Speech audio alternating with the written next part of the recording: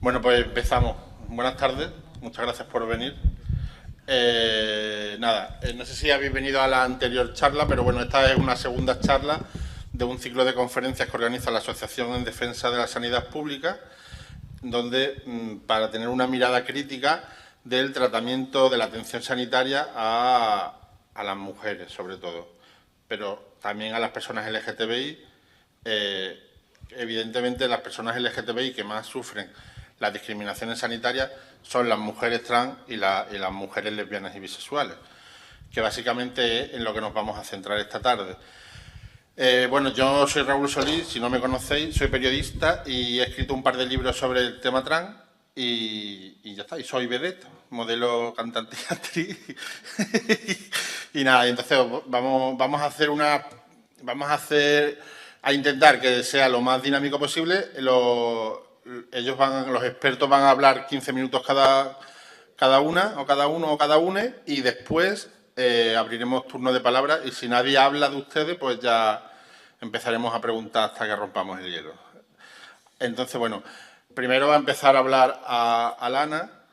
Alana es formadora, con un enfoque en temas trans, identidades no binarias y afines, trabaja la justicia de género y el trauma y el autocuidado en el activismo, y desde hace 25 años hace formaciones y tiene experiencia sobre una variedad de temas en diferentes países de Europa, de Asia y de América Latina. Dice que no cree en el formato frontal y en las presentaciones largas. Vamos a ver si es verdad y y se hace caso a sí misma. Principalmente hace formaciones en español, en inglés y también en alemán. Y bueno, es una persona trans no binaria.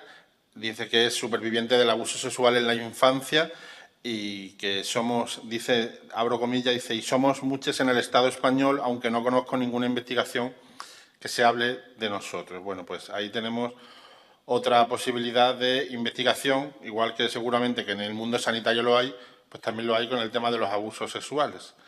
Entonces, bueno, nada, tienes 15 minutos, a partir de los 15 minutos activamos la bomba y... Vale, gracias Raúl. Realmente me gustaría que podamos estar en un círculo y no tener este formato frontal, pero creo que esta sala es un poco tradicional, jerárquico, frontal, como es el aprendizaje en las universidades que son fábricas de conocimiento y no de aprendizaje crítica, pero vale, este es un poco para empezar. Entonces realmente no me gusta el formato, pero no puedo hacer nada. Voy a un poco hablar de mi propia experiencia, pero también un poco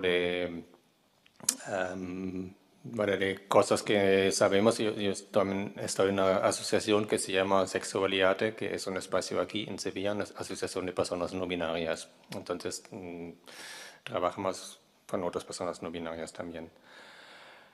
Mi propia experiencia, vale, quizás para empezar. En Andalucía tenemos la ley trans de 2014, de hace 11 años, que esta ley trans garantiza en la teoría la despatologización de lo trans, a ver si es verdad, la autodeterminación de género antes de las administraciones andaluzas. Claro, como es una ley andaluza, no puede cambiar el DNI, pero vale, con el SAS, con otras administraciones, las otras administraciones también hay que cuestionar. En la teoría está reconocido. Y la atención médica, otro problema. Entonces voy un poco a hablar de mi propia experiencia y de experiencias de otros que he escuchado y que nos han contado la gente, y también hay algunas investigaciones que bueno, realmente hemos hecho un informe en primavera sobre los derechos humanos de las personas no binarias en España, que hemos resumido varias investigaciones, y la parte de salud no es muy agradable. Bueno, las otras partes tampoco. El tema autodeterminación del género. La ley es de 2014. Yo he empezado en finales de 2015 pelearme con el SAS para que me reconozcan como persona no binaria. Al primero no sabían de qué estaba hablando y realmente tardaba 4 años y 3 intentos para que al final de 2019 por fin me pusieron sexo no especificado. Bien, pero ¿esto cambia algo en la práctica? No. Porque cuando voy al centro de salud, nadie mira en el ordenador que pone en el campo sexo, me leen o como hombre o como mujer, me tratan en masculino o en femenino. Nadie jamás me ha preguntado cómo quiero ser tratado. Vale, mi médica de cabecera ahora sí, porque hemos hablado de lo no binario, pero en la realidad tú vas al mostrador, tú vas a otro médico, tú vas a la enfermera, nadie le pregunta. Te leen, ¿no? Tampoco miran en el ordenador, te leen. ¿Y cómo representas tu género? Te tratan, femenino o masculino. No entra en su imaginario que existen personas no binarias, que no es algo específico para el sistema de salud, lo tenemos en toda la sociedad, ¿no? Pero la ley trans de 2014 también habla de formación. ¿Dónde está esta formación? No existe. Ese es el tema de autodeterminación. Otros temas con experiencias en el sistema de salud. El tema es que realmente también hay algunas investigaciones que dicen que la salud de las personas no binarias realmente en lo general es mucho peor que la salud de las personas cis o de la población en general, sobre todo de la salud mental, pero también en otros aspectos. Tengo unas cifras aquí que dicen que en la población en general un 85% de la gente dice que mi salud está buena o muy buena. De las personas no binarias son la mitad, 44%. Al mismo tiempo, muchísimas de nosotros evitamos ir al centro de salud porque tenemos experiencias de discriminación, de no ser tomado en serio, incluso experiencias de acoso físico y verbal.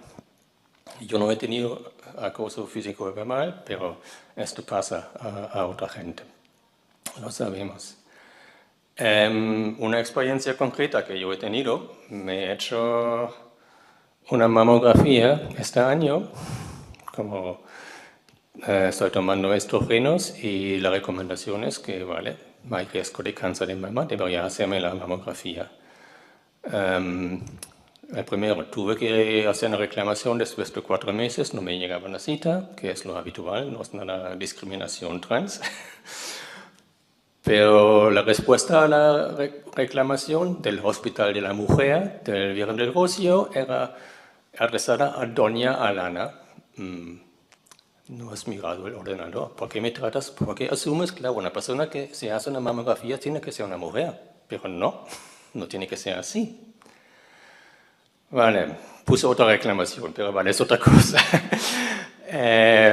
Fui a la mamografía, bien, por suerte me había dado una hora con muy poca gente, entonces todo muy rápido. Llega el informe. Motivo, hombre en tratamiento hormonal. ¿Cómo? Este es ridículo. Diagnóstico, marcada ginecomastia bilateral. Ridículo para una persona trans que está tomando estrógenos. Y con estas experiencias se espera que dé más confianza en el sistema de salud. Me voy a pensar otra vez, 2 veces si voy a hacerme una otra mamografía, porque esto es un maltrato. Estas son formas de violencia que estamos sufriendo. Esto es solamente un ejemplo, ¿no? Otro ejemplo, al mismo tiempo que pedí la mamografía, pide también la prueba de cáncer de próstata, que ya para la médica era las 2 cosas a la vez. Pero sí. Fácil, analítica de sangre, los resultados, pero puede confiar que mi médica sabe que los resultados hay que interpretar de otra manera para una persona que está tomando estrógenos. Realmente solamente confiaba en el resultado cuando yo lo pude mirar en Click Salud, pero no en lo que me estaba contando la médica, porque yo no sé qué formación tiene. Sus formaciones son centradas en cuerpos normativos y no tienen nada que ver con otros cuerpos que no encajan en esas normas. Estos son solamente unos de los ejemplos que tenemos nosotros todo el tiempo cuando nos relacionamos con el sistema de salud. Y claro, que contribuyen que piensas 2 veces si vas. Y mucha gente sí que lo evitan, ¿no? Creo que un 25% dice abiertamente que han dejado de acceder a servicios sanitarios. Esto es preocupante, ¿no? Otro tema que tenemos, según la ley trans, atención médica afirmativa con el género. Muy bien, yo fui a la unidad trans en el Viernes Rosio hace 7 años y les dije, yo estoy pensando en tomarme estrógenos. Pregunta, ¿eres mujer? No. ¿Qué quieres aquí? Esto es violento. Y yo sé que todas las personas no binarias que yo conozco que están con esta unidad están mintiendo para acceder a hormonas. Yo no lo hice, tenía la suerte que un amigo mío me dijo, Tránsito en Barcelona lo hace a través de correo electrónico. Ahora ya no, porque la persona que lo hizo está jubilada y lo hizo en su tiempo libre. Entonces ahora tengo mis hormonas, un acuerdo con mi centro de salud, que mi médico de cabecera me hace una analítica y me recetan las hormonas. No tengo especialista ahora. Si algo sale raro, no sé qué hago, pero en el momento está todo bien. Otro tema. Para personas no binarias con vulva que quieren hacerse una mastectomía, solo después de 2 años de tratamiento con testosterona, te ponen en la lista de espera. Pero muchas personas no binarias con vulva no quieren tomar testosterona, entonces mastectomía por lo privado, porque no te la pagan. Tienen en esta unidad un pensamiento que es transición de hombre a mujer o de mujer a hombre. No puedes salir de este esquema. Yo sé, yo hace unos años estuve en Málaga en el orgullo crítico y una persona no binaria me comentaba, también migrante, que en la unidad en Málaga decían, necesitamos informe psicológico. ¿Y después de la patologización, dónde? Después de un informe, después de un intento de suicidio, dijeron a personas no binarias no damos testosterona. Estos no son suicidios, estos son asesinatos que están haciendo las unidades trans que tenemos en Andalucía, con esta ley trans tan avanzada. Lo siento, me remuevo un montón estas cosas. Ahora estamos hablando mucho en los medios de los cribados de cáncer de mama. Yo no entro en el cribado de cáncer de mama. Porque me han dicho, yo he hecho una reclamación por el tema, me dicen, los cribados, no solamente cáncer de mama, de todos los cáncer de colon, cáncer de mama, cáncer de cuello de útero, se basan en una base de datos que toma el sexo del registro civil. Entonces, personas trans, mujeres trans, que no han cambiado su sexo registral, no van a entrar en el cribado. Personas no binarias que ni pueden cambiar su sexo registral tampoco. Esto es discriminación. Y para mujeres trans migrantes no pueden cambiar su sexo registral después de más de 2 años de la ley transestatal, porque todavía no se ha definido quién es la autoridad competente para esto. ¿Y qué pasa con hombres trans y el cribado de cáncer del cuello de útero? Si han cambiado el sexo registral ya no entran en el cribado. Tiene que ser un proceso bastante desgastante en cualquier caso, pero un hombre trans ir a una consulta de ginecología. Creo que Irene puede hablar también para lesbianas de este tema, pero yo no quiero imaginarme un hombre trans en esta consulta, porque es un espacio súper feminizado y sí es heteronormativo. Y como hombre trans tiene que ser muy desagradable, pero ni entras en el cribado. Y estos son problemas que los que enfrentamos con este sistema, que está pensado de una manera binaria y cuerpos normativos. Y ahora, vale, ponemos otro género más, pero vale, realmente que me ponen como no binario, no especificado. No les dicen nada sobre mi cuerpo. El sexo registral no dice nada sobre el cuerpo que una persona tiene. Necesitamos un sistema de salud que atiende individualmente a qué cuerpo tiene una persona y no a una variable arbitraria como el sexo registral. Una diversidad de cuerpos que quizás está más ahora que hace 20 años, pero siempre ha existido. Las personas intersex siempre han existido, ¿no? Y creo que es importante que hay mucha información que hay realmente formación, como exige la ley trans de Andalucía, de hace 11 años, formación para todo el personal que trabaja en el SAS. Enfermeras, médicos, auxiliares, todas. Porque no me ayuda. Si mi médico me entiende, pero en el mostrador me dicen, tengo un chico aquí. ¿Otra vez? Creo que es importante ampliar el imaginario y realmente mirar qué persona tengo enfrente y qué cuerpo, qué órganos tiene y atendernos de una manera con respeto y dignidad, que en el momento no está pasando. Vale, con esto voy a terminar. Te ha sobrado tiempo. Pues muy bien, Sí. nos ha quedado muy claro. Muchas gracias. Bueno, pues ahora tenemos a Irene Navarro, que es la presidenta de De Frente, que para quien no lo sepáis, pues De Frente es una asociación que se fundó en el año 2006. Creo que es la fundación LGTB más antigua que hay en Sevilla, ¿no? ¿O no? Yo creo que sí. Yo creo que sí. Tenéis ya una edad. Sí, yo creo que sí. De las más viejas, sí. Sí, yo creo que es la más vieja, porque ATA se fundó después, Adriano Antino también. Sí, es la más antigua. Nació en el 2006, aunque empezaron a hacer cosas en el 2005, y anteriormente había una asociación que se llamaba Somos, que fue como, bueno, De Frente nace un poco de la extinción de Somos, pues unas cuantas de gente se empieza a reunir en la Casa de la Sirena y finalmente en el año 2006 se constituyen como entidad social para los derechos de lesbianas, gays, trans y bisexuales. Evidentemente, cuando se funda De Frente no existía el término no binario, y a las personas trans se les llamaba todavía personas transexuales, en el mejor de los casos, cuando no se les llamaba todavía travestis, y la lucha era la lucha por el matrimonio, y la agenda de las personas trans pues no estaba todavía no formaba parte de la agenda de los movimientos sociales. Bueno, la entidad dice que se caracteriza por ser feminista, no lucrativa, laica y apartidista.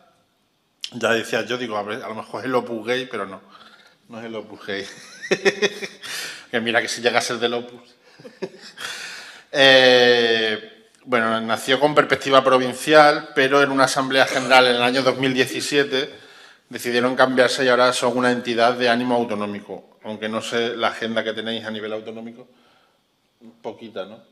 Básicamente es para poder acceder a las subvenciones de la Junta, ¿no? Perdón. Imagino que en un primer momento fue así porque yo no estaba ahí. Vale. Solo llevo 4 años, pero sí, eminentemente nuestro activismo es a nivel local. En su momento, cuando la conquista del matrimonio tuvo muchísimo protagonismo, porque entonces el movimiento social pues estaba muy centralizado en esta entidad. Hoy sigue siendo una entidad importante porque es la que convoca el orgullo LGTBI de Madrid. Y De Frente forma parte del grupo fundador de la Plataforma 28 de Junio de Sevilla y de la Federación Plataforma Orgullo LGTBI, que es la que convoca el Orgullo del Sur cada año, que convocan ellos, aunque creo que lo organiza el Ayuntamiento de Sevilla, ¿no? Ahí estamos en debate. Está ahí, y nada, es una asociación que a día de hoy está formada, yo diría que en su mayoría, antes me ha comentado que en la dirección no hay ningún hombre, ningún hombre gay. ¿Hay hetero? Hay un hombre trans. Ah, vale, hay un hombre trans, pero no hay hombres gay. Entonces está formada básicamente por mujeres lesbianas y bisexuales en su gran mayoría, y es muy importante eso porque habitualmente en los colectivos LGTBI lo que costaba muchísimo trabajo era crear grupos de mujeres, o sea, que De Frente haya conseguido hacer un grupo casi, no diríamos, pero casi específico de mujeres, pues a mí me parece muy importante y además nos va a venir muy bien para que nos cuenten todas las discriminaciones que sufren las mujeres lesbianas y bisexuales. Así que nada, Irene, tienes 15 minutos. Vale, muchas gracias, Raúl. Bueno, después de Alana... Ay, perdón, un momento. No lo he dicho antes al principio, pero esto se está grabando. Si alguien no está de acuerdo, ya ha llegado tarde. Así, ¿vale?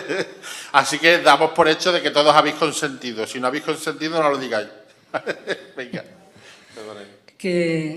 Primeramente que después de la intervención de Alana siempre deja el listón muy alto y bueno, ha dicho ya muchos de los temas que de alguna manera yo también iba a comentar. Por enmarcarlo un poco, Bueno, primeramente me gustaría agradecer que se lleven a cabo este tipo de eventos, me parece muy, muy importante. Se agradece que haya una mesa de esta temática dentro de una serie de mesas que están relacionando la violencia de género con la salud, porque aunque parezca mentira, a día de hoy todavía la violencia de género, muchas personas la asocian a las mujeres cis y la limitan al ámbito doméstico, incluso físico. Y es verdad que a fin de cuentas, pues la violencia de género es un problema estructural, creo que no hace falta decirlo, es una forma de control, de exclusión, que de alguna manera se basa en la idea de que solo ciertos cuerpos, ciertas identidades y ciertos deseos son legítimos. Y eso es algo que evidentemente afecta de manera directa a la comunidad LGTBIQA+, que, por así decirlo, sufre muchísimos tipos de violencia derivados de esa imposición de un sistema binario, heteronormativo y jerárquico en muchos casos. Y evidentemente el sistema sanitario pues, no está exento de este tipo de cuestiones. Al igual que cualquier tipo de institución de carácter social, pues está atravesado por desigualdades por género, por clase, por etnia, por discapacidad y evidentemente por orientación sexual. Y respecto a eso, cuando una persona LGTBIQA+ entra en un hospital y hablo en términos generales, en un hospital o en un centro de salud, no está entrando en un lugar neutral, está entrando en una institución que históricamente ha patologizado y de alguna manera también ha disciplinado la diversidad sexual y corporal. Y vamos, creo que ejemplos puede haber muchos. Aquí tenemos una persona que ha sufrido en sus carnes todo ese tipo de violencia, ¿no? Pero es que la homosexualidad hasta 1990 se consideraba una enfermedad y la identidad de género hasta hace relativamente poco, 2018, ¿no, Alana? Se consideraba también un trastorno y una enfermedad. Es decir, estamos hablando de una institución que de alguna manera ha ejercido una violencia institucional hacia esa diversidad sexual y de género. Y bueno, eso en cierto modo enmarca un poco lo que ha vivido Alana, lo que podemos vivir el resto de personas de nuestra comunidad, porque esta violencia de carácter institucional lo que hace de alguna manera es repetir prácticas o perpetuar normativas que reproducen estas desigualdades sistemáticas y que se pueden ver en esos formularios y registros que no tienen en cuenta otras identidades, en esa falta de protocolos para poder atender a las personas trans o intersex, que eso todavía pasa a día de hoy, y en la asunción de esa heterosexualidad que nos afecta de manera directa a las personas homosexuales o bisexuales. Y en definitiva estamos hablando de que ya existe una violencia de carácter estructural. Pero además, como también lo ha comentado Alana, también existe, aparte del sistema, también existe una violencia por parte del personal sanitario. Y yo creo que esto evidentemente también está relacionado con lo anterior porque hay una falta de formación muy, muy importante, pero también creo que es importante contextualizar que en muchas ocasiones también puede deberse a una cuestión ideológica. Es decir, de la misma manera que existen objetores de conciencia con temas como el aborto, que es un derecho, o con la eutanasia, evidentemente este tipo de prácticas y asusta decirlo, pero es que a día de hoy es mucho más real que a lo mejor hace 10 años, por ejemplo, que al final eso se materializa en una mala atención a las personas trans, a las personas no binarias o a las personas homosexuales en general, ¿no? Y claro, a mí sinceramente es un tema que me preocupa porque se está jugando con la vida de las personas realmente por una cuestión meramente ideológica. Estamos en un contexto donde la ultraderecha está avanzando en muchos ámbitos y evidentemente en el sanitario también estará presente. Y se nos tacha como una otredad, como el enemigo, como una cuestión meramente política. Somos una ideología política. Lo que estamos haciendo aquí ahora mismo posiblemente para muchas personas sea una cuestión ideológica. Y esto no es una cuestión ideológica, estamos hablando de derechos concretos. Y esto al final se puede materializar en prácticas concretas en la sanidad. Entonces también estamos hablando de no solo una violencia institucional, sino también por parte del personal sanitario. Ya no solo por las carencias que pudiera dar la institución, sino ideológicamente, y eso sucede. Y no solo se puede materializar en una cuestión práctica, sino también de manera simbólica. Hay un trato discriminatorio, se pueden escuchar burlas, el personal sanitario puede no atenderte por tu pronombre, y eso son formas de violencia, y Alana lo estaba comentando anteriormente. Y al final deriva precisamente en lo que ella también comentaba, ¿no? En el hecho de que también existe una violencia habitativa, porque si al final tú sabes que el sistema te va a tratar así, tú evitas ir, porque puede ser una experiencia muy traumática. Entonces estamos hablando de una serie de violencias que nos atraviesan a la comunidad LGTBIQ+, pero que concretamente, específicamente, yo diría que las personas trans y no binarias a las que más, y todo por esta imposición hegemónica del sistema binario hombre-mujer. Realmente la base y la raíz es esa. ¿Y cómo voy de tiempo? Vale. Vale. Y bueno, por contextualizar un poco todo esto, en el caso específico de las mujeres lesbianas y bisexuales, se podría decir que, como en cualquier otro ámbito, se sufre una doble discriminación por ser mujer y también por la orientación sexual, y eso de alguna manera pues combina violencia sexista, lesbofóbica y bifóbica, ¿no? Se podría decir que una de las principales violencias que podemos sufrir es la invisibilización. O sea, históricamente, en cualquier ámbito de lo que sea, la mujer lesbiana y bisexual parece que es invisible. En el ámbito sanitario también. Y esto concretamente es algo que de alguna manera se puede ver más reflejado especialmente en la salud sexual y reproductiva. Muchos profesionales sanitarios no se toman en serio las relaciones entre mujeres. Es como si no existiesen. Como si no hay penetración, no hay sexualidad. Y eso, claro, conlleva que de alguna manera no haya una prevención con el tema de las ITS, no hay ni siquiera una orientación de protocolos de protección sexual, es algo que no se habla y al final esa invisibilidad también es un tipo de violencia simbólica porque el sistema en sí no contempla o no ha contemplado históricamente que ese tipo de relaciones se puedan dar. En el caso de que las haya contemplado en el pasado, se han asumido como en una enfermedad. Entonces, claro, yo me atrevería a decir que es una de las principales violencias y eso de alguna manera también ha estado muy relacionado con la negación a los derechos reproductivos. Es verdad que a día de hoy pues, está regulado por ley y se han conseguido grandes avances en ese aspecto, pero tradicionalmente una pareja de mujeres cuando quería de alguna manera acceder a un tratamiento de reproducción asistida tenía que demostrar una serie de cosas y requisitos que una pareja heterosexual no se le pide. De alguna manera, digamos que su maternidad se pone bajo sospecha.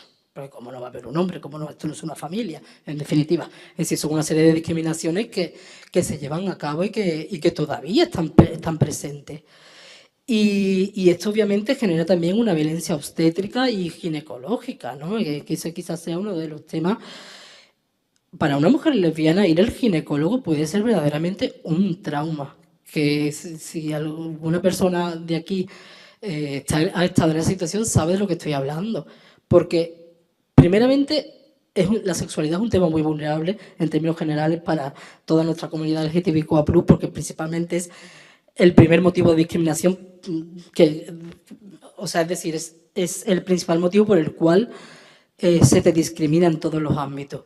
Y es un tema muy vulnerable que tiene una serie de efectos a lo largo de tu propia vida, de tu forma de relacionarte, de tu manera de sentir afecto, de tu aprendizaje, que eso ni siquiera está estudiado ni se saben los efectos, ¿no? De haber negado la realidad de todas estas personas, porque ahora estamos en otro contexto. Pero yo, por ejemplo, yo no tuve referentes de ningún tipo. Yo me he criado en un pueblo en los años 90. Yo la serie de consecuencias que tiene no haber vivido mi sexualidad en mi adolescencia de manera satisfactoria o de manera libre, yo a día de hoy ni lo sé. O sea, quiero decir que hay una serie intrínseca de efectos que tienen a la hora de relacionarnos y demás que se ven reflejadas por este tipo de discriminaciones y en el sistema sanitario idem de lo mismo. A mí personalmente me costó mucho ir a un ginecólogo porque, claro, yo no había salido del armario, como voy al ginecólogo, ¿qué le digo? Me va a preguntar que si tengo relaciones sexuales con penetración, ¿qué explico yo ahí?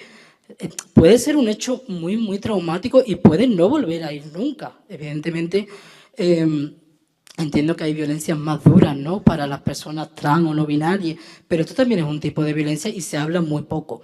Es algo, un tema como que, bueno, parece que no tiene tanto efecto ni repercusiones, pero en realidad a la hora de relacionarse sexoafectivamente tiene muchas, muchas repercusiones que ni siquiera me atrevería a decir que están ni estudiadas ni investigadas. Y con todo esto, yo iba a decir más cosas, pero vale.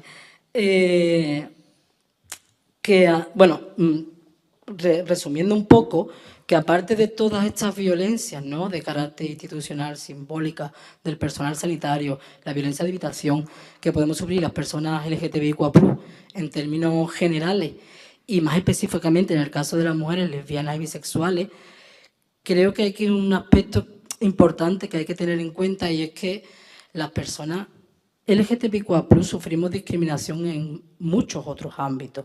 En el ámbito familiar, educativo, laboral, social. Y claro, eso afecta de manera directa e indirectamente a nuestra salud ya de por sí. Y eso hace que de alguna manera tengamos una mayor prevalencia, y de esto hay muchos estudios, a tener trastornos de ansiedad, tener trastornos de depresión, al abuso de sustancias, a la transmisión de enfermedades sexuales, a trastornos de obesidad. Perdón. Y de alguna manera, si ya el propio contexto, todos estos ámbitos nos hacen ser más vulnerables, en el momento que nuestra salud ya se merma de por sí, porque es una realidad, o sea, quiero decir, el consumo de sustancias es un problema, porque al final, por todo este tipo de cuestiones, la vida te golpea por muchos aspectos y al final acabas tomando drogas, o al final acabas teniendo trastornos alimenticios, o la ansiedad o la depresión, o al final acabas suicidándote. Es decir, el contexto en general y todos estos ámbitos y toda esta discriminación y este trato desigualitario nos hacen más vulnerables y afectan nuestra salud. Y si ya con eso sumamos que el sistema sanitario ejerce también este tipo de violencia, entramos en una pescadilla que se muerde la cola. O sea, es decir, evito ir al médico, al final estoy mal, es decir, y no salimos de eso porque al final es una violencia completamente estructurada y sistemática. Y con respecto a las mujeres lesbianas y bisexuales, hay estudios que demuestran que las tasas de cáncer de mama, de ovario o de útero son más altas, también en los chicos trans, que a lo mejor en las mujeres cis. Y eso precisamente es fruto de todo esto de lo que estamos hablando.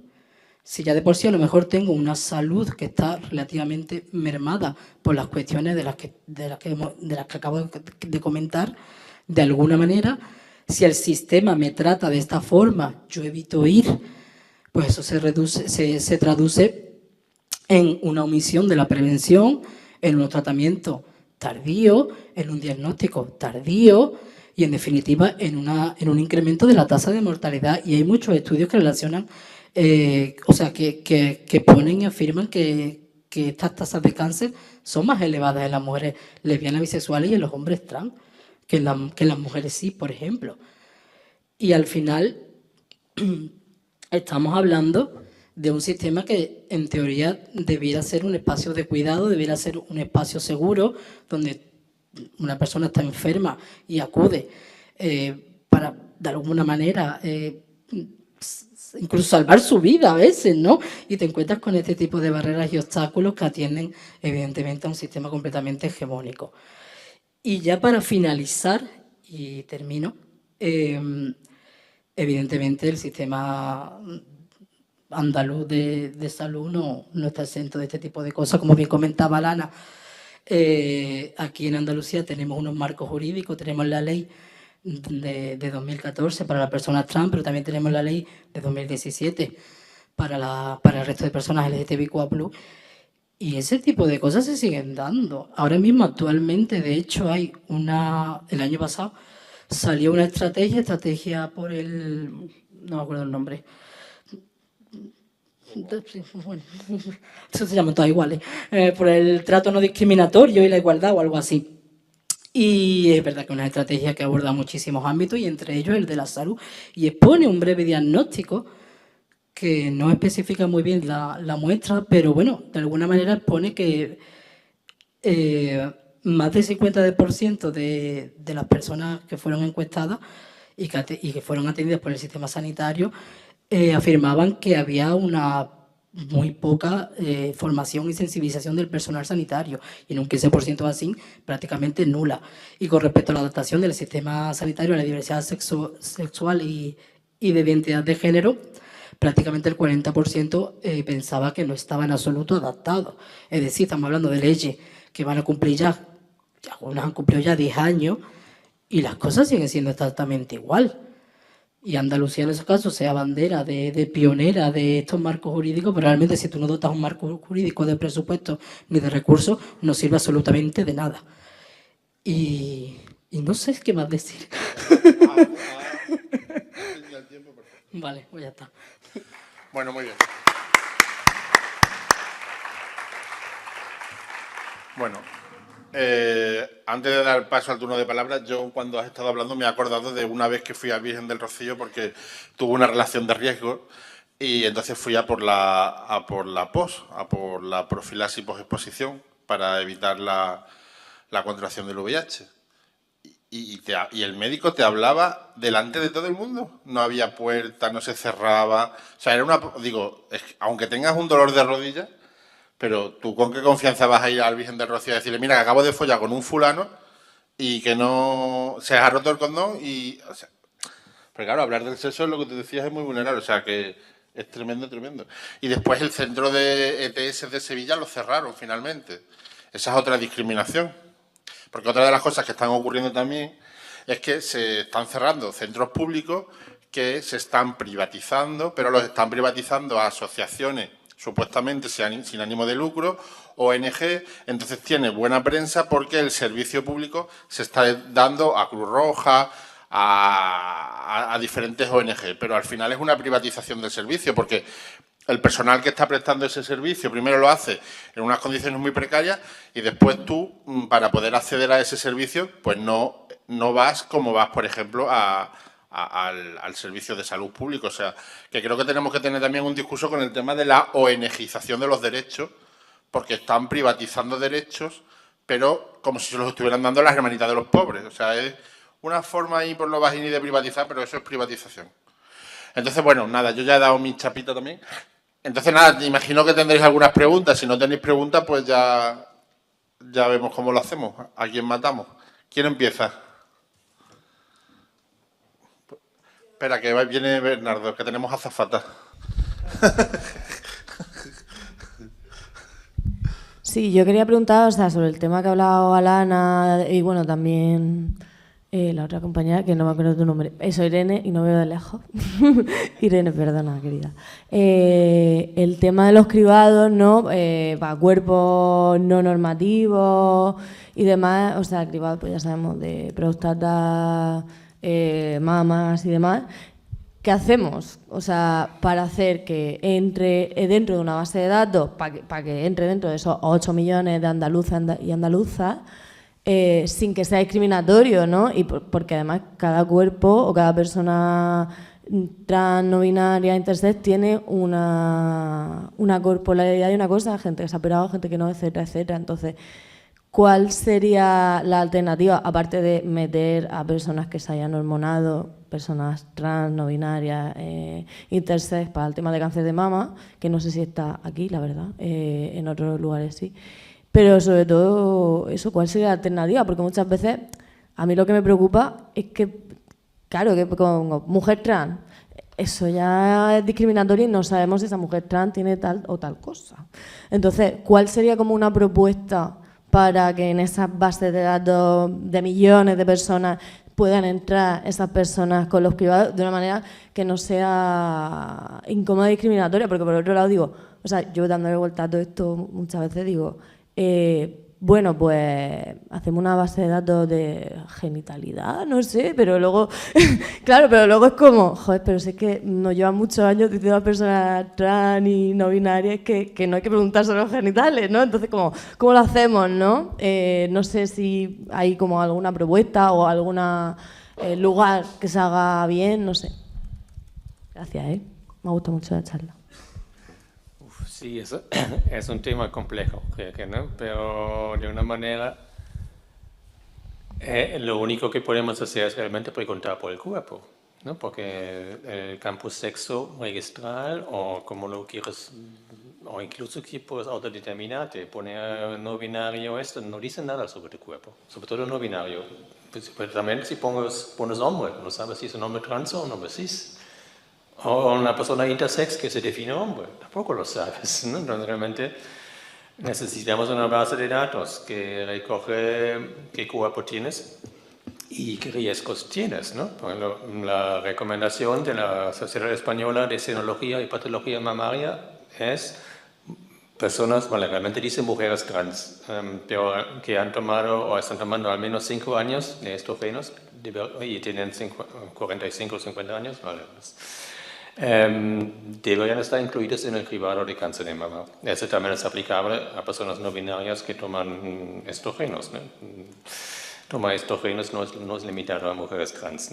Esta publicación es poco binaria. Y para hombres trans o que se han hecho la mastectomía, realmente dice que el riesgo es un poco más elevado en comparación con hombres cis, pero si no hay riesgo, antecedentes familiares, no hace falta el cribado. Pero sí, un hombre trans normalmente, bueno, la gran mayoría no se hace la faloplastia, entonces la gran mayoría tiene útero y necesita tener el cribado y ese, si pones hombre no te dice nada, entonces tienes que decir, esta persona tiene útero, tiene pechos, qué cuerpo tiene y qué riesgos tiene para que invitarle a los cribados que hacen sentido, ¿no? Yo no veo otra manera, porque no hay una variable sexo que define el cuerpo. Este es el pasado, este ya no existe. Bueno, realmente nunca existía, pero ahora todavía menos. Y en el contexto médico, vale, pues, realmente no veo mal que al menos ciertos profesionales conocen tu cuerpo, porque tienen que conocerlo. Si me dan medicamentos, quizás es relevante saber qué régimen hormonal tengo, ¿no? O para varias cosas, ¿no? Incluso para algunas analíticas hay algo que no me recuerdo cómo se llama, que tiene que ver con la función renal, que a mí siempre me sale, no se puede calcular como no se sabe el sexo de la persona. Sí, la investigación médica también es súper binaria, entonces sí, no tiene sentido, pero vale, es otra cosa, ¿no? Básicamente, sí, no necesitas saber la auxiliar en la recepción qué cuerpo tienes, pero si tu médico de cabecera quizás sí, y si los ciertos especialistas también sí, y para el cribado, claro, es importante qué cuerpo tienes, entonces no veo mal que se recojan estos datos, ¿no? Uy, hola. Solo un apunte más a esto, o sea, pensando yo en entrar dentro de la ley de también no discriminar, o sea, en realidad ese registro habría que hacérselo a todo el mundo, no solo a la gente del colectivo, ¿no? Como un registro susceptible a esos cribados y ya está, y para adelante, ¿no? Y ahí sí nos quitamos discriminación y demás, no sé. Sí, ¿no? Cada persona que debería entrar en el cribado porque tiene cierto riesgo, da igual si es hombre cis, mujer cis, hombre trans, mujer trans, si es persona no binaria, si es persona intersex, o no sé qué riesgos hay por ser LGB. Específicamente debería entrar en el cribado, claro, pero no es el caso. ¿Más preguntas? Voy a decir una cosa. Perdona, Irene. No. Bueno, simplemente añadir que yo creo que, o sea, puede haber cierta discriminación, pero las cosas si no se prueban y no se llevan a cabo, pero de alguna manera el sistema tiene que reflejar esa diversidad, de alguna forma. Y eso es un paso que se tiene que dar en algún momento, porque si no tenemos datos desagregados de toda esta diversidad corporal, no se van a poder luego efectuar prácticas concretas tampoco. Yo creo que es más que necesario tener estadísticas y datos desagregados de este tipo de cuestiones. La forma, igual no es una forma óptima o no, primeramente, ¿no? Pero al menos habrá que dar ese paso en algún momento. Espero, ojalá. Siguiente pregunta.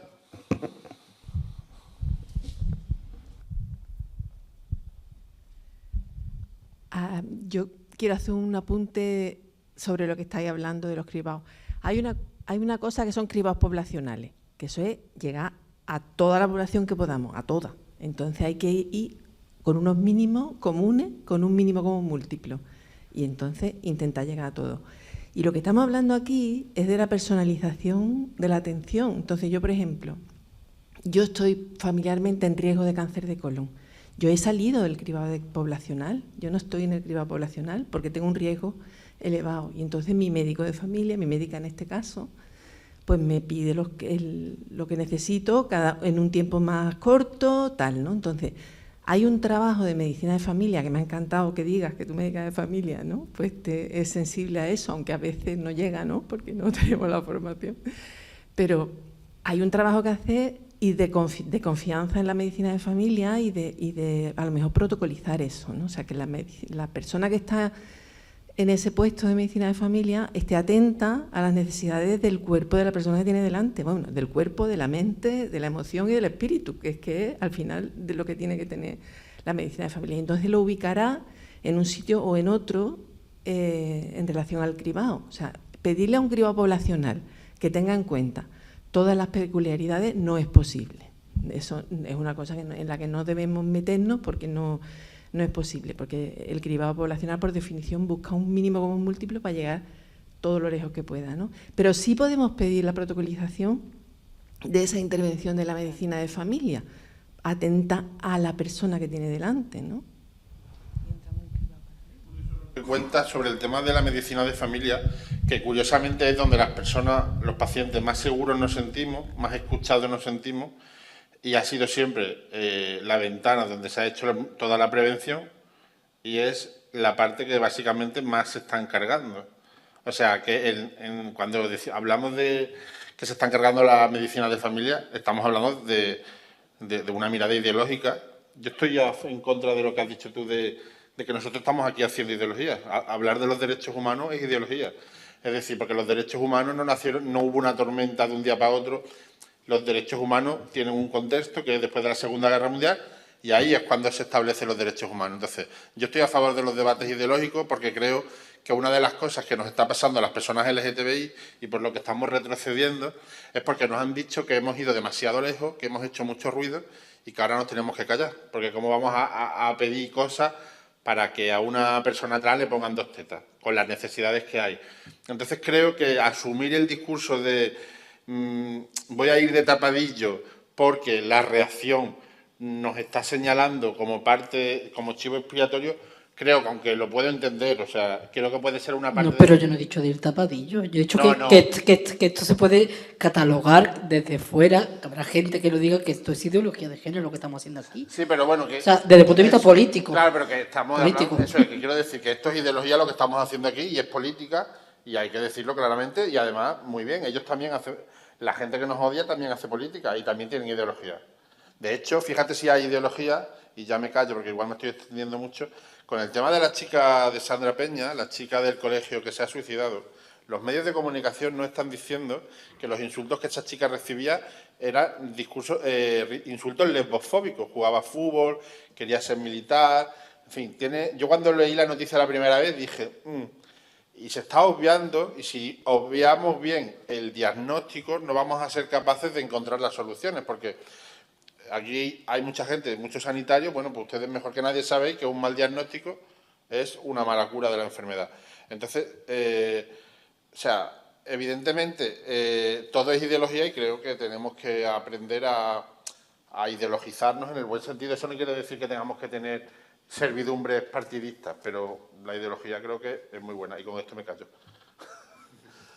Vale, Siguiente. Yo quiero un poco responder a esto, porque para mí es importante que sí estamos incluidos en el cribado poblacional. Y eso también dice la Sociedad Española de Cenología y Patología Mamaria. Porque el problema realmente es, también hemos dicho tanto Irene como yo, que muchos de nosotros evitamos ir al médico. Entonces, eso de, puedes pedir al médico de cabecera, si tienes una buena relación, tienes la suerte, que te incluyen. No, creo que si somos una parte relevante de la población. Ahora decimos que somos entre 1 y 2% de la población es trans.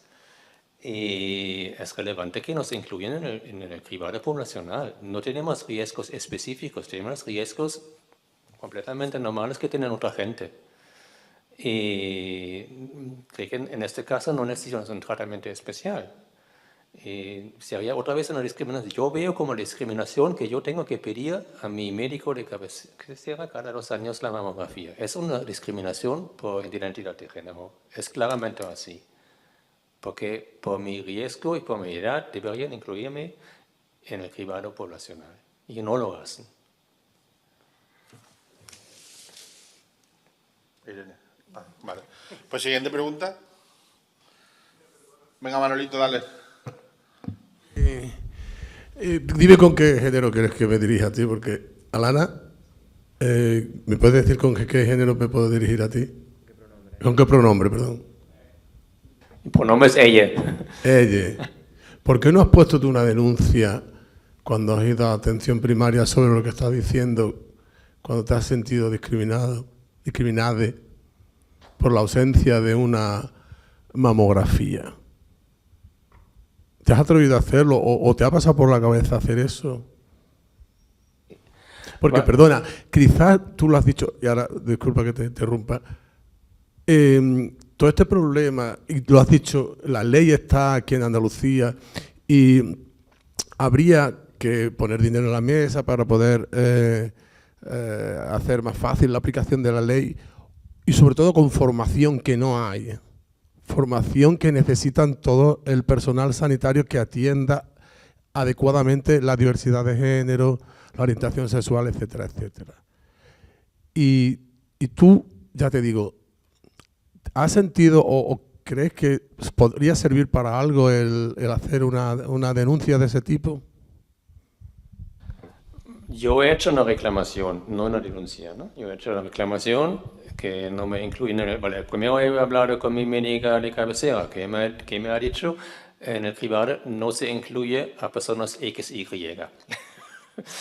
Como sabe que no soy hombre, ha hablado de XY. Entonces, bien, pero vale. Y en respuesta a mi reclamación era que en la base de datos se toma el sexo del registro civil y solamente se incluyen mujeres en el cribado. Entonces, claro, podría hacer una denuncia, pero honestamente llega el momento cuando te cansas. Porque realmente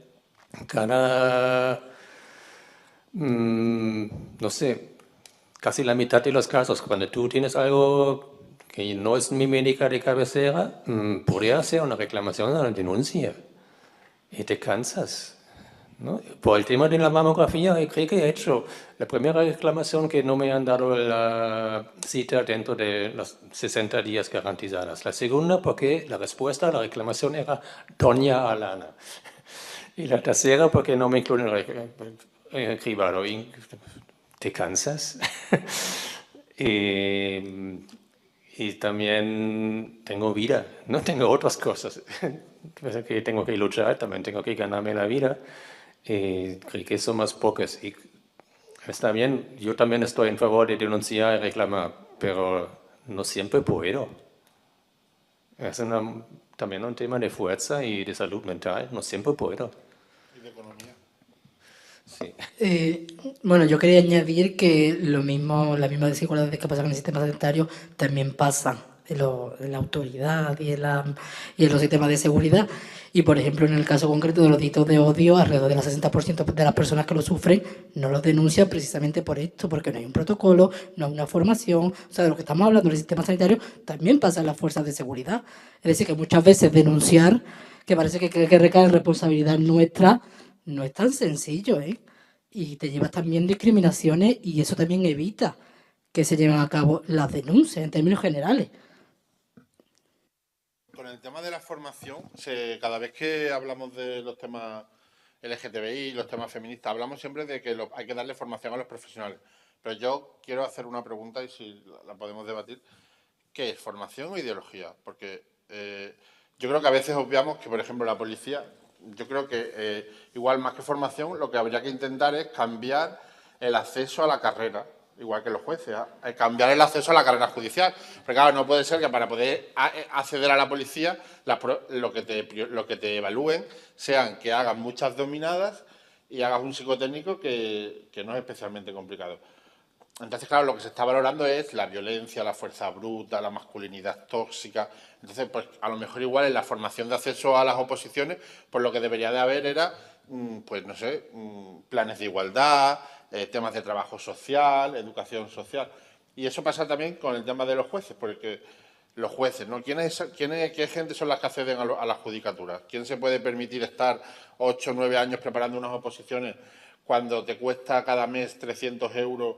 Pues gente que tiene dinero. Y la gente que tiene dinero suele tener una ideología muy reaccionaria y muy conservadora.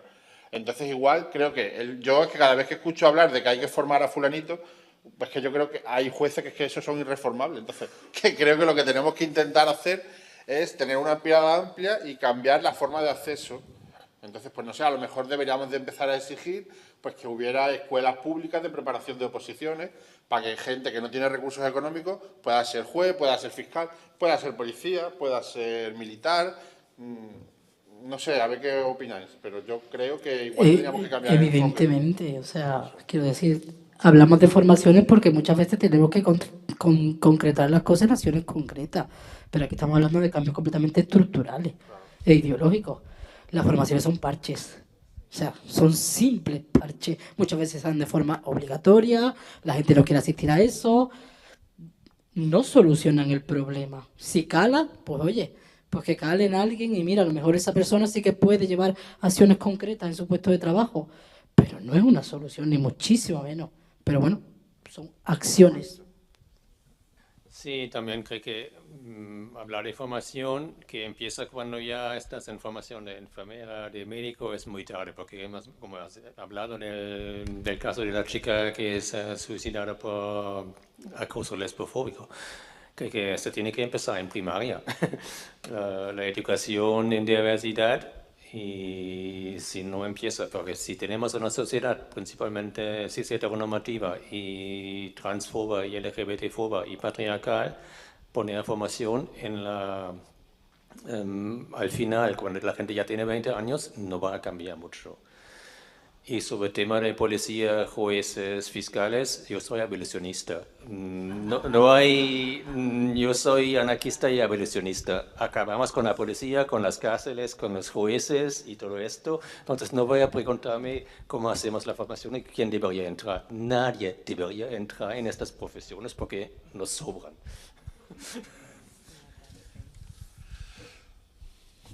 Vale.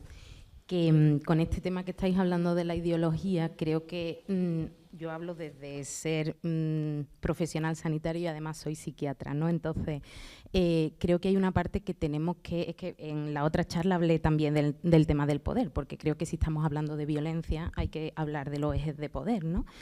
Entonces, que creo que desde las profesiones sanitarias tenemos que ser muy conscientes también en qué lugar estamos en este eje de poder del que estamos hablando. Porque, por ejemplo, yo soy mujer y fuera del ámbito sanitario puedo recibir violencia o estar en un estado de... en un eje de opresión en el otro lado, pero como profesionales sanitarios, incluso aunque seamos de izquierdas, aunque estemos muy concienciados y tengamos una ideología muy progre y muy guay, tenemos que tomar conciencia que estamos en una estructura que nos permite y nos aboca a ejercer poder. Estamos en la posición en la que estamos perpetuando eso. Entonces, y que cuando hablamos de la institución, pues la institución somos nosotros, ¿no? Somos nosotros en esos actos médicos, en una posición de poder, inmersos en una estructura que, aunque si no tomamos conciencia de esto, incluso aunque seamos muy de izquierdas, podemos estar ejerciendo todas estas violencias de las que estamos hablando. Entonces, que creo que es importante la formación desde ahí, ¿no? Desde de construirse eso.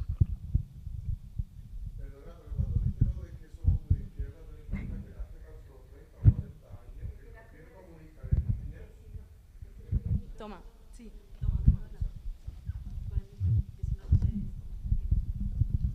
Que verás, sí que nos podemos apropiar la familia política de izquierda de esa reivindicación del colectivo LGTBI, pero que no se nos puede olvidar que hace 30 o 40 años solamente el Partido Comunista de España expulsaba a los homosexuales y a las lesbianas de sus filas. O sea que ojo con el apropiarse de determinadas reivindicaciones, porque no estoy hablando de hace 300 años ni 400, estoy hablando de hace... Y hay además testigos, ¿eh? Ahí tenemos un compañero, Quique Poveda, tú te metes en... ¿Quién? Quique Poveda, tú te metes en YouTube, Las tiras de mi piel, lo podéis escuchar, es un testimonio de un gay con VIH, con hepatitis, y él cuenta su historia de cómo después pues, detenido, porque ha sido también delincuente, de robar medicación en farmacia, y te viene a decir eso. A mí, a finales de los 70... me echaron del Partido Comunista por ser maricón, así directamente. Bueno, y de hecho la salida de los homosexuales de la cárcel, cuando se aprobó cuando se hizo la amnistía para los presos políticos, los presos sociales, que éramos los maricones, no salieron hasta un año y pico después. Eso es verdad, pero también es verdad que el partido que despenaliza la homosexualidad en España en el año 78 es el Partido Comunista. Eso también hay que decirlo. Es verdad que el Partido Comunista en la dictadura, pero igual que toda la sociedad española, porque la homofobia y la transfobia es homofóbica, digo, es transversal, pues afectaba a toda la sociedad. Pero es verdad que la homofobia hay en todos sitios, en todos los espectros políticos, pero la consecución de derechos se ha hecho gracias a la izquierda. Entonces, quiero decir que lleva razón, pero que tenemos que matizar eso porque, claro, porque es que al final hay mucha gente que es LGTBI que solo se hace reivindicativa para el anticomunismo. Mira que yo no soy del PC, pero quiero decir que tenemos que contextualizar eso porque es que al final me parece que es que nos defiende Vox. Porque esa es otra de las ramas que está teniendo la ultraderecha. Solo nos defiende para prevenirnos de... Claro, pero por ejemplo, si os dais cuenta, ahora una de las cosas que está haciendo la ultraderecha es que solo le importamos cuando nos agrede un moro, cuando nos agrede un colombiano o cuando nos agrede un inmigrante, da igual lo que sea. Entonces sí, se hacen feministas y se hacen gay friendly, pero nos utilizan para cargar con su como baluarte de su racismo. Entonces creo que tenemos que tener cuidado con la generalización. Bueno, yo lo que quería decir eso, que es verdad que el Partido Comunista fue muy homofóbico, porque era una estructura, lo había en el franquismo, pero también es verdad, y hay que decirlo, que el Partido Comunista de España fue el partido que registró en el Congreso la despenalización de la homosexualidad el 26 de diciembre de 1978, que de hecho quien registra fue Ramón Tamames, para que las vueltas que da la vida después cuando la moción de censura de Vox, al candidato que presentaron era a Ramón Tamames. O sea, estamos locas todas, perdidas, porque es que esto no se entiende, pero bueno, esa es la historia de España. Vale, pero no, un poco tu comentario, porque creo que este debate se sale un poco del tema al final. Sí, me parece súper importante tomar conciencia también de las estructuras de poder y también de los privilegios, ¿no? Por ejemplo, yo he hecho a veces formaciones para profesorado sobre temas trans y siempre empiezo con la dinámica de los privilegios cis, porque no puedes atender con respeto a gente trans si no estás consciente de los propios privilegios. Y la estructura también te da privilegios, ¿no? y poder. Y también te encierra. Porque, claro, yo sé que mi médica de cabecera tiene 5 o 6 minutos para mí. Entonces, ¿cómo puede atenderme? Eso también son marcos violentos, realmente. Tú puedes estar tan de izquierdas, incluso anarquista, pero tienes límites hasta dónde puedes salir del marco y tienes que ejercer cierto poder si quieres o no. Y eso es... necesitamos cambios estructurales, necesitamos un cambio del paradigma, cómo funciona el sistema de salud. Porque a mí me molesta el sistema. Defendemos la pública. Sí, yo no quiero una salud privada, pero con un dogma que compatibiliza el cuerpo y realmente separa mente y cuerpo, no es una salud que quiero. Pero ese es el dogma que cómo funciona el sistema de salud. Hay muchos más problemas y cada persona que trabaja en el sistema está reproduciendo estos dogmas de cómo funciona la salud. Y creo que hay que cuestionarse muchas cosas, mucho más allá del tema de que estamos hablando, que es el tema trans y LGBT, pero son parte del mismo problema. Más preguntas. Buenas tardes. Hola.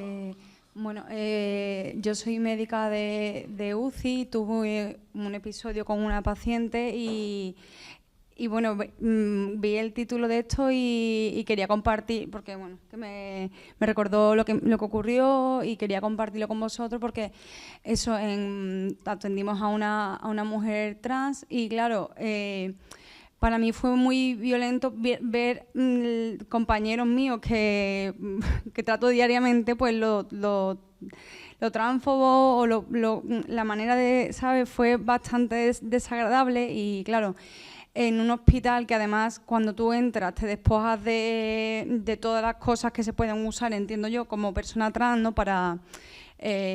bueno, por el passing, por desgracia, en fin. Entonces, claro, esta persona estará con un pijama y ahora se va bueno, la curiosidad que hay alrededor, o sea, muy desagradable todo.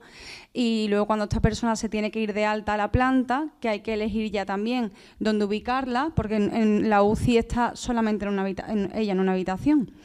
Y ahora luego hay que mandarla a una planta que tiene que ser pues o con una habitación compartida con mujer o con hombre y ahora de repente para el jefe de la guardia eso supuso un problema, no sabía dónde ubicar a esta persona, acabaron pensando en ubicarla en una habitación allá sola. Yo decía, bueno, pero si es que se identifica como una mujer, pero claro, tenía barba, en fin. Una cosa esperpéntica, la verdad. Y pues bueno, transmitiros eso porque no sé, porque claro, le decían, bueno, la ponemos en una habitación sola. Y yo decía, bueno, pero también que hay tipo de aislamiento, ¿no? O de trato aislante. O sea, que al final, digo, a lo mejor es donde más protegida va a estar esta persona, porque va a estar fuera de miradas, ¿no? Pero bueno. Y después lo del tema de la... Aparte, eso, comentaros esta experiencia que si fue desagradable para mí y yo no era, pues que es que la verdad que horroroso, ¿no? Y que me encantaría que esto estuviera lleno de estudiantes de enfermería y de medicina, porque luego llegamos al hospital y tenemos que estar sensibilizados, ¿no? con estas personas. Y luego el tema eso de la ideología, que por supuesto todo es política, pero es verdad que hay cosas como derechos humanos y cosas muy básicas que ojalá fueran transversales a todas las ideas políticas, ¿no? Porque si nos apropiamos, pues empezamos a enfrentarnos y parece que yo, como soy la progre de mi servicio y me pongo a decir según qué cosa, pues entro en un enfrentamiento que no debería, ¿no? Que es una lástima y es muy doloroso que nos apropiemos de... En fin, bueno, pues nada, pues... compartir esto con vosotros. Gracias. Solo para preguntar, ¿era posible preguntar a esta mujer trans dónde quiere ser ubicada? Nadie se le ocurrió, yo creo que no. En ese momento... En ese momento, mira, pues que es gilipollez, ¿no? Y yo creo que en ese momento te da o tanta vergüenza o tanto que no... Que mira, la próxima, si hay una próxima vez así y yo estoy presente, pues me parece la mejor de las preguntas, la verdad. ¿Cuál es la pregunta que no me he enterado? No, de decirle a esa persona, preguntarle, ¿usted dónde quiere que lo ubiquemos, no? Claro. Claro, pero es como, porque las dos opciones o lo que le tocaría según el género que ella quiera o una habitación sola. Entiendo yo que esas son... Pues sí, fíjate tú. Muchas gracias.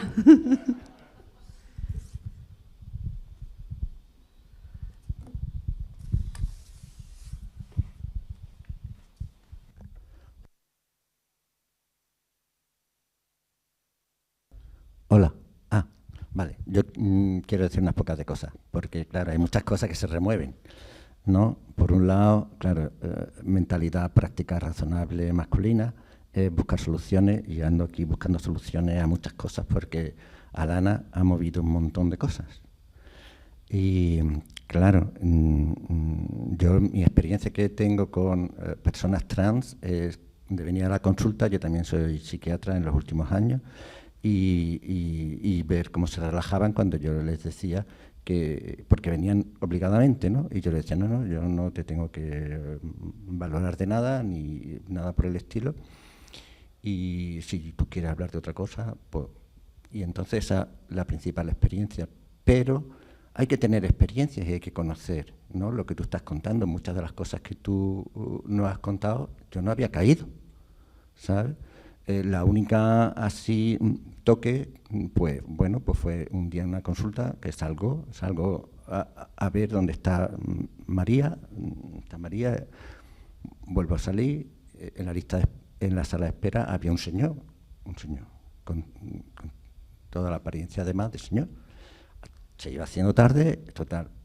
Bueno, ¿y usted? No, yo es que soy María. Vale. Pasa y entonces, ¡plaf!, caes en un montón de cosas, ¿vale? Pues estupendo. Pero claro, es que el contacto con personas no binarias no es tan frecuente. Entonces, soluciones, formación o qué más, ¿no? Entonces, pues sí, se me ocurren cosas. Y otra de las cosas que se me ocurren es que, bueno, pues si nos vacunamos, tú te puedes apuntar a vacunarte. Pues me imagino que no debe ser tanto problema apuntarte a un cribado y que haya libertad para apuntarte a los cribados, en fin, ahí dando vueltas a las soluciones, ¿no? Pero lo que sí que me parece muy importante es que si vemos nuestra historia en los últimos años, digo nuestra historia de las personas que queremos que haya bien para todos, todas, todes, ¿no? Pues es que no podemos dejar de caer quiero decir, dejar que se caiga la lucha, porque sí, bueno, ya tenemos derechos humanos, ya no hay que luchar por los derechos humanos, ya tenemos matrimonio, ya no hace falta seguir luchando, ya tenemos democracia, nos cargamos las asociaciones de vecinos, ¿no? No, hay que volver, Bueno, voy a aprovechar para decir que la Asociación de Defensa de la Sanidad Pública necesita gente que arrime el hombro. ¿Ha dicho? No me he enterado, dilo otra vez. Que te apunte a la asociación. Vale. En esa línea, yo te pedí también la palabra porque cuando María Santos ha hablado, efectivamente, la misma la dictadura, incluso el régimen cubano había perseguido realmente de una manera brutal. Es decir, que eso no, cuando ella se refiere al pensamiento crítico. Entonces, sí que es verdad que las personas que mantenemos el pensamiento crítico queremos una sanidad mucho más humana. Entonces, en ese sentido de humanizar y de forma más holística, de trabajar cuerpo, alma, espíritu, comunidad, pues sí que es verdad que antes también la compañera ha dicho, es que el acercamiento con la atención primaria, y si valoramos la atención primaria, debería de ser donde está, porque no harían falta casi los cribados. Si tú sabes si tienes antecedentes, si las formas de vida que lleva, ya te podría poner en el programa, ¿no? Si pudiéramos tener más tiempo en la atención primaria, seguramente no haría falta masivamente los programas de cribado, que al final cuesta mucho dinero, y para pasar lo que está pasando, que si al final cuenta la sospecha, pues eso es dinero, porque yo enjuiciaría realmente a esta gente también por malversación de fondos, porque los fondos públicos hay que ser eficientes, y eso lo dice la ley de la función pública. Yo he sido de la gestión, no soy sanitario, soy de la gestión, y eso es un mandato que tenemos. Entonces, realmente, donde hay que tener sensibilidad para aplicar los derechos humanos, para aplicar una medicina más humana y para aplicar una medicina más holística, es la atención primaria, que tenga esa capacidad, incluso el médico o la médica de familia, para, en función a la persona que tiene enfrente, con su diversidad sexual y su diversidad corporal y física y mental, tener la capacidad de poderle mandar pruebas, unas determinadas pruebas, unos determinados programas. Entonces, bueno, por decir que María lo que estaba hablando del sentido crítico que debemos de tener y que debemos de luchar en los movimientos sociales, que es lo que necesitamos, porque si no, ni un partido ni otro, vamos, que ya lo hemos visto, y ni la izquierda ni nadie. El camino es privatizar y seguir los mandatos, los grandes mandatos a nivel mundial, y en eso no estamos. Estamos los ciudadanos de a pie que defendemos otra vida de pensamiento crítico, una vida de asociarnos y estar luchando por lo que son nuestros derechos. Ha costado mucho conquistar derechos feministas, pues tenemos que estar en la calle, no solo en la calle, y también aliarnos porque dentro de las instituciones hay mucha gente valiosa que pueden desde dentro también luchar. Es decir, que muchas veces, yo digo algunas veces, yo ya estoy muy mayor, es que voy a suprimir un poquito estar en la calle. Pero incluso desde el puesto que cada uno tenemos profesionalmente, se puede hacer mucho activismo con tu compañero, en tu barrio, en tu familia, y eso es lo que yo animo, en la Asociación de Defensa de la Sanidad Pública y en el día a día, en un camino de pensamiento crítico y luchar por lo que es importante. De hecho, un activismo tendría que ser meternos todos en los sitios estos, o intentar meter, o sea, como una actitud activista militante, pues no sé, lo que hemos dicho antes, ¿no? De por qué no hay academias públicas de opositores, ¿no? Es decir, porque hay mucha gente desde la izquierda que desprecia el poder, ¿no? Y yo creo que el poder nunca es neutro, el poder existe, siempre hay poder. Entonces, o lo tomamos, o tomamos el poder, o seremos dominados. Y yo sí creo que deberíamos de intentar, bueno, pues que haya médicos, que haya jueces, que no solamente haya trabajadores sociales y educadores sociales, que está muy bien ser de izquierda y ser educador social, pero a ver si tenemos algún fiscal o algún juez también, ¿no? Claro, porque ahí también se pueden defender los derechos de los ciudadanos. Así que muy bien. Manolito, venga. Manolito, que nos entiende. Que cuando hablamos de la necesidad de formación, en la Universidad Pública de Sevilla hay un máster de sexología que paradójicamente, claro, como tal máster ya sabéis cómo es la película, que tú, aunque sea público, tienes que pasar por caja y no es precisamente barato. Ese máster, si fuese obligatorio para todo el personal sanitario, sería, desde luego, un buen inicio para poder combatir situaciones como las que ha tenido que sufrir Alana. Porque, evidentemente, como tal máster, pues ahonda y habla e imparte conceptos totalmente minuciosos en lo que se refiere a toda la diversidad de género, orientación, Pero está la paradoja, que digo, de ser máster que se imparte en la universidad pública, pero que tienes que pasar por caja y barato no es. Pues a ver si alguien ve la luz y dentro del currículum de asignaturas que se imparten en las universidades relacionadas con el mundo sanitario se incluye este asunto del máster de sexología o de sexualidad. Yo no conozco el currículum. Yo sé que me han comentado varias personas que estudian el máster de género, que es superbinario. Entonces tampoco confío en la sexología de la Universidad de Sevilla. Puede que me equivoco. Pero sabemos también que el feminismo institucional es muchas veces superbinario y transfobo. ¿El cuál? Feminismo institucional. Ah, bueno, sí. Bueno, pero hay muchas feministas. Tampoco tenemos... Es más transfobo y más peligroso el machismo, porque ese además es igual en todos lados. Claro, porque es que al final estamos siempre haciéndonos a nosotros mismos una inquisición interna y acabamos con las caras arañadas y los fachas por ahí andando. Así que vamos a querernos un poco porque es que vamos.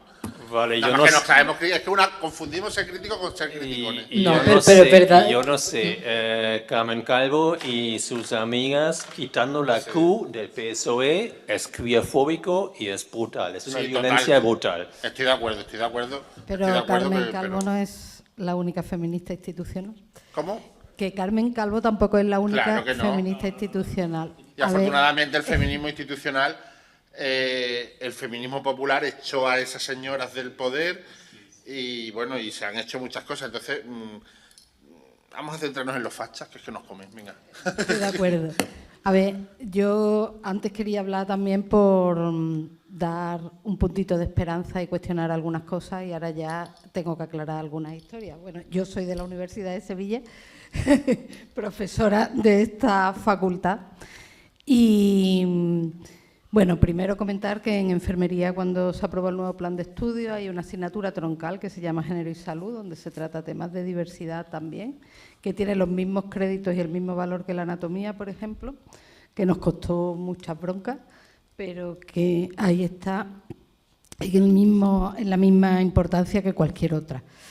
Luego aclarar que el máster de sexología no es oficial, sino un máster propio, que son los que son del Centro de Formación Permanente y que sí que cuestan más dinero que las matrículas oficiales. El máster de estudios de género es verdad que es bastante binario y justamente lo estamos revisando para cambiar eso, o sea que nos hemos dado cuenta. Es que yo creo que hay que ver las cosas con perspectiva y ver los adelantos, porque si no caemos en unos esencialismos que nos machacan, ¿no? Lo mismo que lo de que ha salido antes del comunismo. Creo que hay que verlo en perspectiva y en la evolución de las personas, de los grupos y de las instituciones, ¿no? Y luego también anunciaros que se ha aprobado un máster de diversidad entre la UPO, la Pablo de Olavide, la Universidad Hermana y la US, que no se sabe si va a estar listo para el año que viene o para el siguiente, pero justo de esto. Entonces, bueno, Se van que dando pasitos, claro. hay una cierta evolución, ¿no? Lo cual no significa que esté perfecto ni que yo me esté intentando defender. Hay muchísimas cosas que cambiar y estoy de acuerdo. Y en esas cosas que hay que cambiar, me parece que hay algo que ha salido aquí, pero que no se ha nombrado, y es el tema de que tenemos que tener otra creatividad, en concreto en la formación. Por ejemplo, tenemos que introducir las emociones, porque la identidad, sea del tipo que sea, en concreto la de género, se hace a través de la socialización, y en la socialización es el cuerpo y las emociones. No podemos intentar cambiar personas solamente con lo ideológico, que es muy importante. Entonces, cuando decimos ya en la universidad la formación no tiene sentido, teníamos que haber aprendido de primaria, pues es verdad en un parte, pero es muy pesimista porque entonces ya no tenemos nada que hacer. Entonces, lo que tenemos que pensar, por ejemplo, Alana ha contado la dinámica de los privilegios, que yo la conozco, o por ejemplo, Víctor ha dicho, es que me ha impresionado mucho y he aprendido mucho de tu experiencia. Las experiencias, no sé qué. ¿Por qué cambiamos el chip? Porque estamos moviendo emociones. Entonces, tenemos que inventar otra formación diferente. La asignatura esa que os hablo troncal de género y salud, hay una parte vivencial y os aseguro que la gente de primero de enfermería se está cuestionando muchas cosas que no se había planteado en la vida. Pues también con profesionales, no es lo mismo esa que no sé si es mujer, hombre o qué es lo que es, con la barba y con el no sé cuándo, no sé qué, que confrontarle con determinadas historias. Entonces, creatividad para cambiar de otras maneras, pero no perder la esperanza de que podemos cambiar a cualquier edad, si no, apaga y vámonos. Mira, eso que estás diciendo, a propósito de las emociones, cuando se aprobó la ley trans, que ya visteis todos que fue un festival de difusión de bulos y de barbaridades, ¿no?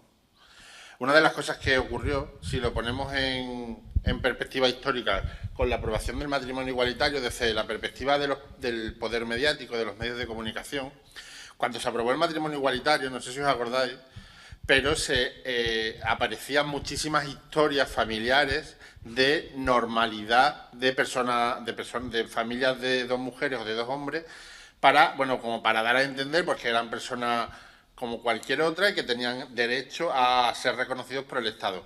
Sin embargo, cuando se aprobó la ley trans, eso no se ha hecho. no se ha contado la vida de las personas trans. Lo único que se ha hecho ha sido caricaturizarlas y satirizarlas, pero no se ha contado. Entonces quiero decir que cuando eso que estás hablando de las emociones, que es verdad que la universidad forma a los alumnos y a los ciudadanos, pero la mayor universidad que hay son los medios de comunicación. Y los medios de comunicación se deberían de acoger a una ley que existe, que se llama la Ley General de Audiovisual, en donde no está permitido pues la caricaturización, la humillación, el estigma hacia colectivos vulnerables. Entonces igual tenemos que pasar a exigirle al Estado a que se empiecen a tomar medidas contra aquellos medios de comunicación que utilizan una licencia pública, porque los medios de comunicación privados no son privados, es una encomienda que el Estado le da a una empresa privada, pero tienen una función pública y tienen que respetar los valores constitucionales y las leyes en vigor. Entonces, bueno, empezar también a tener un enfoque hacia los medios de comunicación políticos, porque son los que están educándonos y son además los que están situando a los jóvenes, echándolos hacia atrás, y estamos volviendo a cosas que hace 20 años hubieran sido impensables. Yo hace 20 años, cuando peleamos por el matrimonio igualitario, nunca pensé que íbamos a tener que volver a hablar de que una mujer trans es una mujer. O sea, nunca pude pensar tampoco que dentro del Partido Socialista, que es el partido que en aquel momento peleó y aprobó el matrimonio igualitario, iba a surgir una reacción tremenda que ha hecho de que tengamos hoy una ley trans buena, pero que podría haber sido mejor. Por ejemplo, en la ley trans, pues se hablaba en el borrador primero de que el DNI, el sexo no apareciera, que no apareciera el sexo, porque ¿en qué determina mis derechos de ciudadanía el sexo? Bueno, pues eso no se pudo. Por ejemplo, también contemplaba la ley, el primer borrador, una asignación económica a las personas trans que vivieron durante el franquismo y que fueron excluidas laboralmente, y que eso hace que hoy tengan condiciones materiales de miseria, personas que son mayores porque han vivido una exclusión social y laboral durante el franquismo por ser trans. Tampoco se pudo aprobar. Entonces es que hemos ido muy para atrás. Entonces, pero bueno, poquito a poco yo creo que sí se están dando pasos adelante. Yo sí quería volver al tema que comentabas, el tema de las emociones. Creo que me parece fundamental, porque yo de verdad no me explico cómo puede haber tanto odio, y yo la única explicación que me doy es la falta de contacto, de experiencia con esas minorías, porque yo estoy segurísima de que muchas de las personas que dicen barbaridades como la dicen por esas redes sociales, estoy de acuerdo contigo, con lo mediático, especialmente con la polarización que tenemos a día de hoy, no me creo.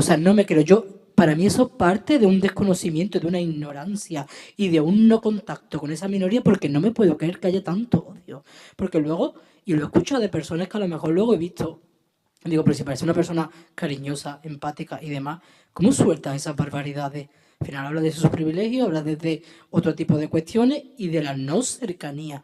Así que yo creo, y además ya hay estudios políticos que afirman que el avance de la ultraderecha es una cuestión emocional, eminentemente emocional. Ahí, de alguna manera, las asociaciones y demás estamos perdiendo la batalla, no estamos llegando a las emociones, no estamos contando las mierdas que estamos viviendo, básicamente. Perdón.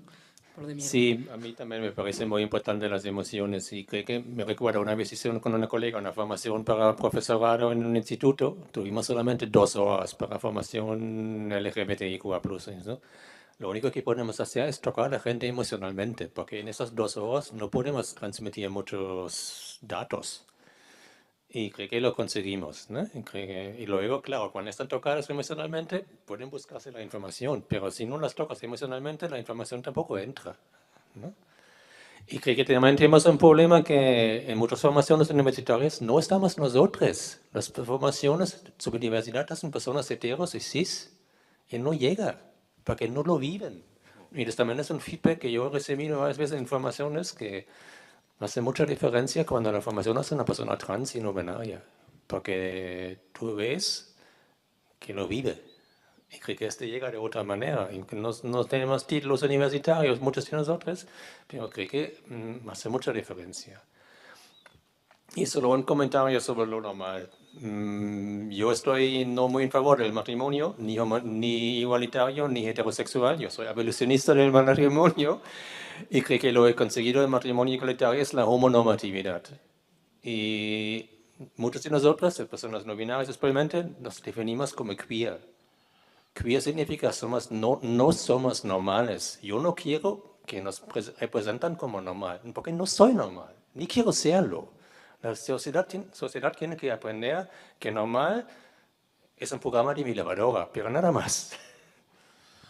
Pues yo creo que con esto, ¿no? ¿Alguien quiere hacer alguna pregunta más? Ya vamos terminando. Allí, vale. ¿Tú quieres hablar otra vez? Bueno, yo soy estudiante de enfermería, bueno, ya he acabado, y relacionado un poco con lo que estabas hablando tú, yo sí que he dado la asignatura de Género y Salud, o sea, estudié en Madrid también, pero bueno, empecé en Sevilla y dimos esa asignatura y me parece súper importante y creo que, o sea, que se notó mucho cambio en mi clase y todo después de dar esa asignatura, pero es verdad que es muy raro acabar de dar esa asignatura y de repente pues ponerte a dar anatomía y volver a ver todo ese binarismo. Entonces yo creo que habría que abordarlo también un poco más transversalmente, porque si no al final es como que se queda siempre apartado un poco. Y nada, ese apunte, ya está. Bueno, ya está, ¿no? ¿Alguien quiere hacer algún comentario más? No. Bueno, pues nada. Muchísimas gracias. Yo quiero despedirnos con una cosa esperanzadora, porque a veces parece, últimamente, cada vez que vamos a un encuentro de este tipo, parece que estamos todo el rato lamentando. Yo quiero decir que la reacción de la ultraderecha, la reacción que está teniendo contra el feminismo y contra las personas LGTBI, no tenemos que olvidar que forma parte de un triunfo, del triunfo de que hemos conquistado muchísimos derechos.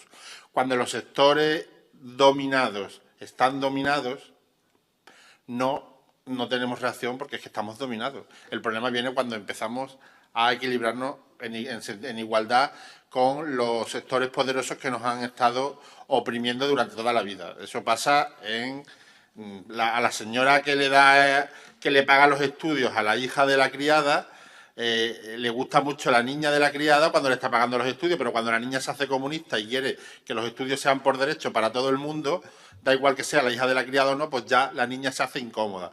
Y eso es lo que nos ha pasado a nosotros. Nos hemos hecho incómodos porque hemos avanzado muchísimo.